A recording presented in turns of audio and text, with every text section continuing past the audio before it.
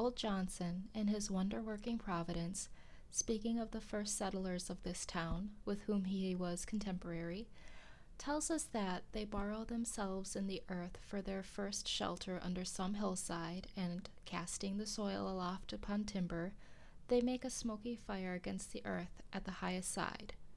They did not provide them houses, says he, till the earth, by the Lord's blessing, brought forth bread to feed them, and the first year's crop was so light that they were forced to cut their bread very thin for a long season.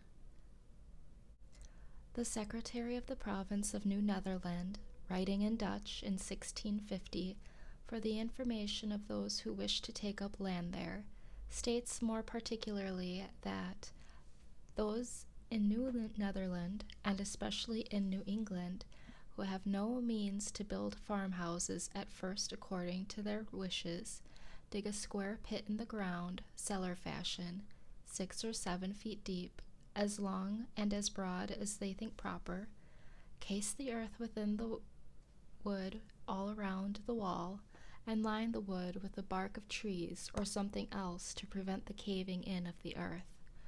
Floor this cellar with plank, and wainscot it overhead for a ceiling. Raise a roof of spars clear up, and cover the spars with bark or green sods, so that they can live dry and warm in these houses with their entire families for 2, 3, or 4 years, it being understood that partitions are run through those cellars which are adapted to the size of the family. The wealthy and principal men in New England, in the beginning of the colonies, commenced their first dwelling houses in this fashion for 2 reasons. Firstly, in order not to waste time in building, and not to want food the next season. Secondly, in order not to discourage poor laboring people, whom they brought over in numbers from fatherland. In the course of 3 or 4 years, when the country became adapted to agriculture, they built themselves handsome houses, spending on them several thousands. In this course which our ancestors took, there was a show of prudence at least, as if their principle were to satisfy the more pressing wants first. But are the more pressing wants satisfied now? When I think of acquiring for myself one of our luxurious dwellings, I am deterred, for, so to speak, the country is not yet adapted to human culture, and we are still forced to cut our spiritual bread far thinner than our forefathers did their wheaten. Not that all architectural ornament is to be neglected even in the rudest periods, but let our houses first be lined with beauty, where they come in contact with our lives, like the tenement of the shellfish, and not overlaid with it. But alas, I have been inside 1 or 2 of them, and know what they are lined with. Though we are not so degenerate, but that we might possibly live in a cave or a wigwam or wear skins today, it certainly is better to accept the advantages, though so dearly bought, which the invention and industry of mankind offer. In such a neighborhood as this, boards and shingles, lime and bricks, are cheaper and more easily obtained than suitable caves, or whole logs, or bark in sufficient quantities, or even well-tempered clay or flat stones. I speak understandingly on this subject, for I have made myself acquainted with it both theoretically and practically. With a little more wit, we might use these materials so as to become richer than the richest now are, and make our civilization a blessing. The civilized man is a more experienced and wiser savage, but to make haste to my own experiment. Near the end of March 1845, I borrowed an axe and went down to the woods by Walden Pond, nearest to where I intended to build my house, and began to cut down some tall, arrowy white pines, still in their youth, for timber. It is difficult to begin without borrowing, but perhaps it is the most generous course thus to permit your fellow men to have an interest in your enterprise. The owner of an axe, as he released his hold on it, said that it was the apple of his eye, and I returned it sharper than I received it. It was a pleasant hillside where I worked, covered with pine woods, through which I looked out on the pond, and a small open field in the woods where pines and hickories were springing up. The ice in the pond was not yet dissolved, though there were some open spaces, and it was all dark-colored and saturated with water. There were some slight flurries of snow during the days that I worked there, but for the most part, when I came out to the railroad on my way home, its yellow sand heaps stretched away, gleaming in the hazy atmosphere, and the rails shone in the spring sun, and I heard the lark and pewee and other birds already come to commence another year with us. There were pleasant spring days, in which the winter of man's discontent was thawing as well as the earth, and the life that had lain torpid began to stretch itself. One day, when my axe had come off, and I had cut a green hickory for a wedge, driving it with a stone, and had placed the hole to soak in a pond hole in order to swell the wood, I saw a striped snake run into the water, and he lay on the bottom, apparently without inconvenience, as long as I stayed there, or more than a quarter of an hour, perhaps because he had not yet fairly come out of the torpid state. It appeared to me that for a like reason men remain in their present low and primitive condition, but if they should feel the influence of the spring or springs arousing them, they would of necessity rise to a higher and more ethereal life. I have previously seen the snakes in frosty mornings in my path with portions of their bodies still numb and inflexible, waiting for the sun to thaw them. On the 1st of April it rained and melted the ice, and in the early part of the day, which was very foggy, I heard a stray goose groping about over the pond and cackling as if lost, or like the spirit of the fog. So I went on for some days cutting and hewing timber, and also studs and rafters, all with my narrow axe, not having many communicable or scholar-like thoughts, singing to myself, "Men say they know many things, but lo, they have taken wings, the arts and sciences, and 1,000 appliances, the wind that blows is all that anybody knows." I hewed the main timbers 6 inches square, most of the studs on 2 sides only, and the rafters and floor timbers on 1 side, leaving the rest of the bark on, so that they were just as straight and much stronger than sawed ones. Each stick was carefully mortised and tendoned by its stump, for I had borrowed other tools by this time. My days in the woods were not very long ones, yet I usually carried my dinner of bread and butter, and read the newspaper in which it was wrapped, at noon, sitting amid the green pine boughs which I had cut off, and to my bread was imparted some of their fragrance, for my hands were covered with a thick coat of pitch. Before I had done, I was more the friend than the foe of the pine tree, though I had cut down some of them, having become better acquainted with it. Sometimes a rambler in the wood was attracted by the sound of my axe, and we chatted pleasantly over the chirps which I had made. By the middle of April, for I made no haste in my work, but rather made the most of it, my house was framed and ready for the raising. I had already bought the shanty of James Collins, an Irishman who worked on the Fitchburg Railroad, for boards. James Collins' shanty was considered an uncommonly fine one. When I called to see it, he was not at home. I walked about the outside, at first unobserved from within, the window was so deep and high. It was of small dimensions, with a peaked cottage roof, and not much else to be seen, the dirt being raised 5 feet all around, as if it were a compost heap. The roof was the soundest part, though a good deal warped and made brittle by the sun. Door-sill there was none, but a perennial passage for the hens under the door-board. Mrs. C. came to the door and asked me to view it from the inside. The hens were driven in by my approach. It was dark and had a dirt floor for the most part, dank, clammy, and aguish. Only here a board and there a board which would not bear removal. She lighted a lamp to show me the inside of the roof and the walls, and also that the board floor extended under the bed. warning me not to step into the cellar, a sort of dust hole 2 feet deep. In her own words, they were, "Good boards overhead, good boards all around, and a good window," of 2 whole squares originally. Only the cat had passed out that way lately.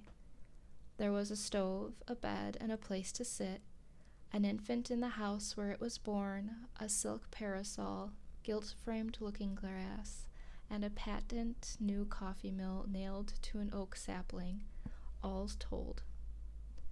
The bargain was soon concluded, for James had in the meanwhile returned, I to pay $4.25 tonight, he to vacate at 5 tomorrow morning, selling to nobody else meanwhile. I to take possession at 6. It was well, he said, to be there early and anticipate certain indistinct but wholly unjust claims on the score of ground rent and fuel. This, he assured me, was the only encumbrance. At 6 I passed him and his family on the road. One large bundle held their all, bed, coffee mill, looking-glass, hens. All but the cat. She took to the woods and became a wildcat, and, as I learned afterward, trod in a trap set for woodchucks, and so became a dead cat at last. I took down this dwelling the same morning, drawing the nails, and removed it to the pond side by small cartloads, spreading the boards on the grass, there to bleach and warp back again in the sun. One early thrush gave me a note or 2 as I drove along the woodland path.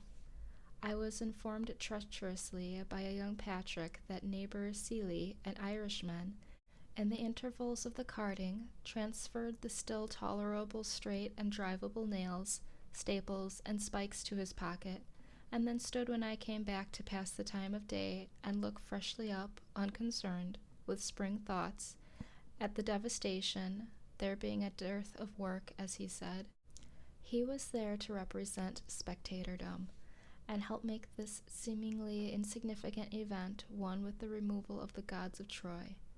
I dug my cellar in the side of a hill sloping to the south, where a woodchuck had formerly dug his burrow, down through sumac and blackberry roots, and the lowest stain of vegetation, 6 feet square by 7 deep, to a fine sand where potatoes would not freeze in any winter.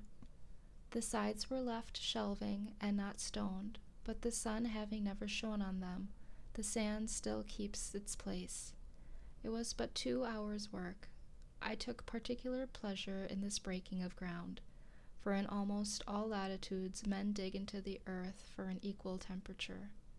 Under the most splendid house in the city is still to be found the cellar where they stored their roots as of old.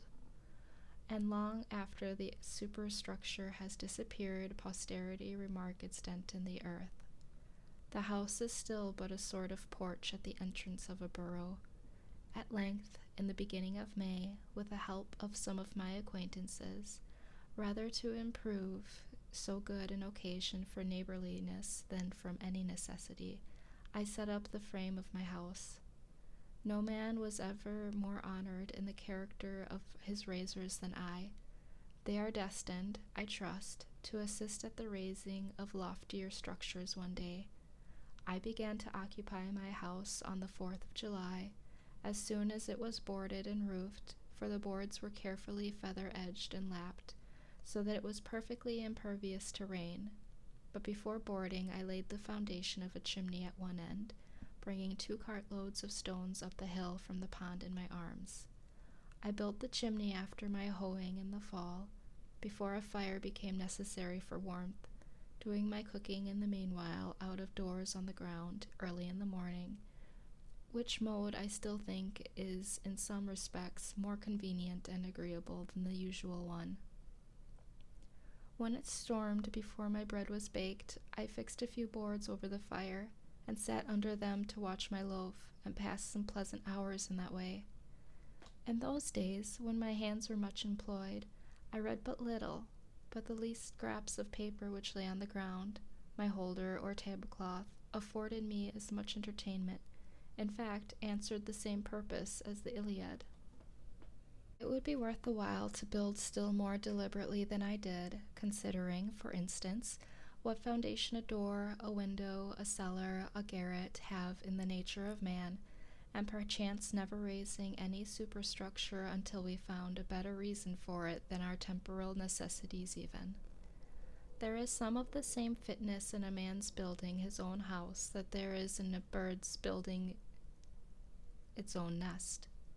Who knows but if men constructed their dwellings with their own hands, and provided food for themselves and families as simply and honestly enough, the poetic faculty would be universally developed, as birds universally sing when they are so engaged.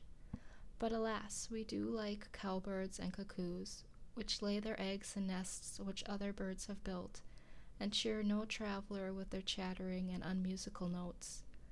Shall we forever resign the pleasure of construction to the carpenter? What does architecture amount to in the experience of the mass of men? I never in all my walks came across a man engaged in so simple and natural an occupation as building his house. We belong to the community. It is not the tailor alone who is the ninth part of a man. It is as much the preacher and the merchant and the farmer. Where is this division of labor to end? And what object does it finally serve? No doubt another may also think for me, but it is not therefore desirable that he should do so to the exclusion of my thinking for myself.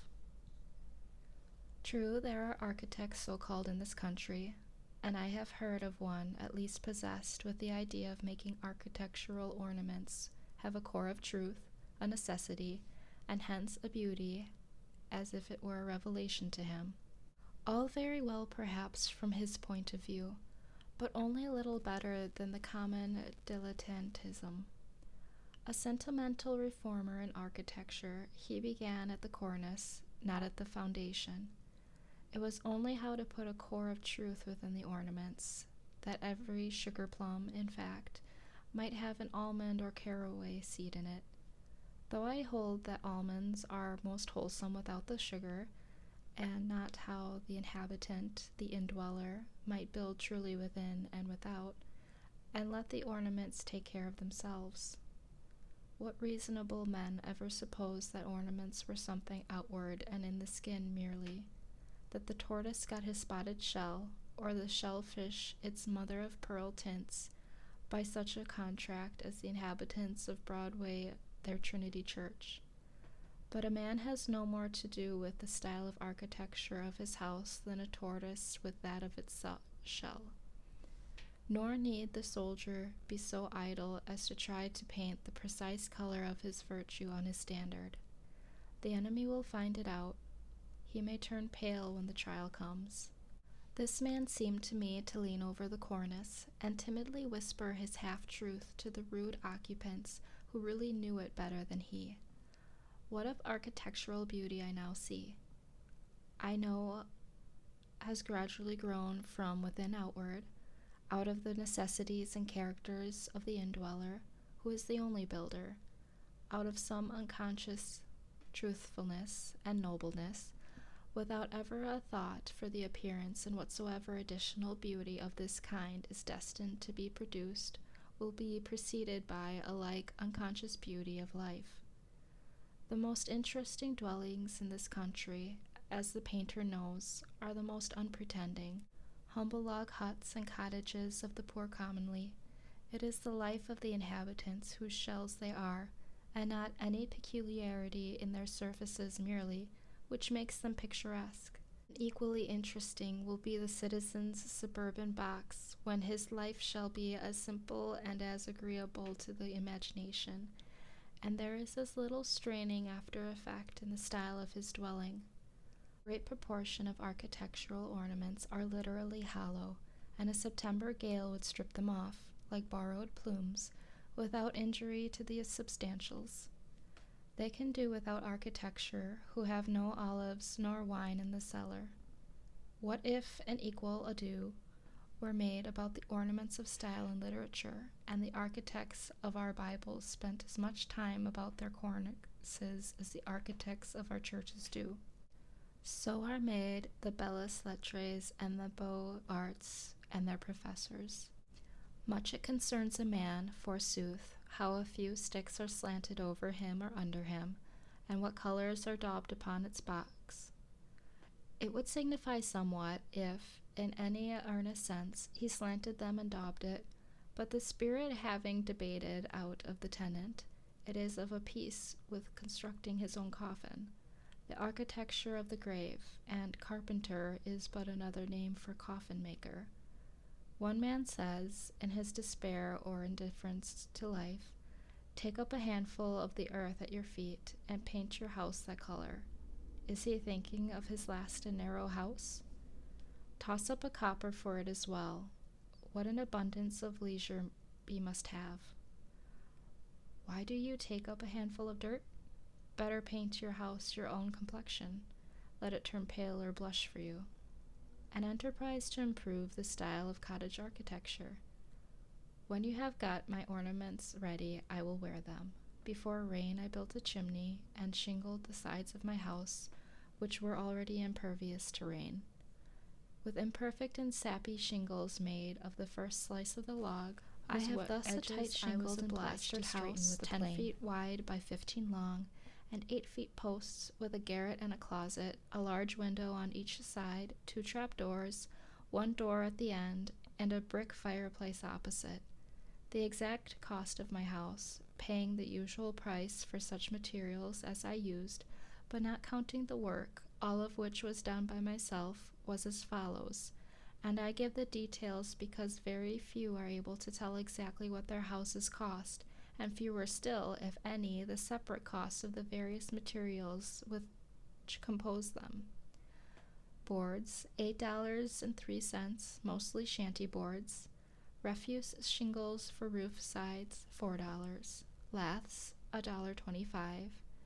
2 second-hand windows with glass, $2.43. 1,000 old brick, $4. 2 casks of lime, $2.40. That was high, hair, 31 cents. More than I needed, mantle tree iron, 15 cents. Nails, $3.90. Hinges and screws, 14 cents. Latch, 10 cents. Chalk, 1 cent. Transportation, $1.40. I carried a good part on my back. In all, $28.12 plus. These are the materials, excepting the timber, stone, and sand, which I claimed by squatter's right. I have also a small woodshed adjoining, made chiefly of the stuff which was left after building the house. I intend to build me a house which will surpass any on the main street in Concord in grandeur and luxury, as soon as it pleases me, as much as will cost me no more than my present one. I thus found that the student who wishes for a shelter can obtain one for a lifetime at an expense not greater than the rent which he now pays annually. If I seem to boast more than is becoming, my excuse is that I brag for humanity rather than for myself, and my shortcomings and inconsistencies do not affect the truth of my statement. Notwithstanding much cant and hypocrisy, chaff which I find it difficult to separate from my wheat, but for which I am as sorry as any man, I will breathe freely and stretch myself in this respect. It is such a relief to both the moral and physical system, and I am resolved that I will not, through humility, become the devil's attorney.